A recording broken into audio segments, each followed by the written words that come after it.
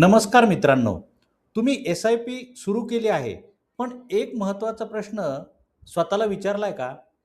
मी जी SIP करत आहे, ती माझ्या फायनान्शियल गोलसाठी पुरेशी आहे की नाही?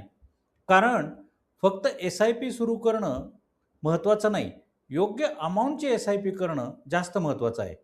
समजा तुम्हाला 20 वर्षानंतर ₹1,00,00,000 लागणार आहेत, तर किती एस-आय-पी लागेल? आता प्रश्न असा आहे, की ही एस-आय-पी कॅल्क्युलेट कशी करायची? पहिली गोष्ट, तुमचा फायनान्शियल गोल ठरवा. उदाहरणार्थ, तुमचा फायनान्शियल गोल आहे 20 वर्षांनी आपल्याकडे ₹1,00,00,000 हवे आहेत. जर आपण 12% रिटर्न्स मिळतील असे कन्सिडर केले, तर 20 वर्षांनी ₹1,00,00,000 हवे असतील, तर तुम्हाला साधारणपणे 10,000 ते ₹11,000 ची मंथली एस-आय-पी करावी लागेल. पण इथे एक महत्त्वाची गोष्ट आहे.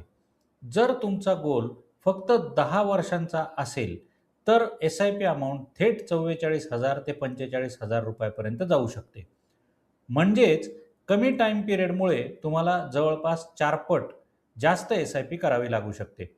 म्हणजे गोल जितका जवळ, तितकी एस-आय-पी जास्त लागते आणि गोल जितका लांब, तितकी एस-आय-पी कमी ठेवूनही मोठा कॉर्पस तयार होऊ शकतो. पण इथेच बहुतेक लोकं मोठी चूक करतात. म्हणूनच मी नेहमी सांगतो, रँडम एस-आय-पी सुरू करू नका. तुमचे गोल्स, टाईम पिरियड आणि रिस्क प्रोफाइल समजून एस-आय-पी अमाउंट ठरवा. कारण चुकीची एस-आय-पी अमाउंट तुम्हाला गोलपासून दूर ठेवू शकते आणि योग्य प्लॅनिंग तुम्हाला फायनान्शियल फ्रीडमच्या जवळ घेऊन जाऊ शकते.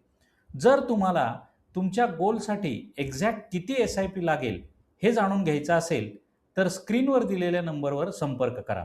आमची टीम तुम्हाला प्रॉपर प्लॅनिंग करण्यासाठी मदत करेल. Thank you. Thank you very much.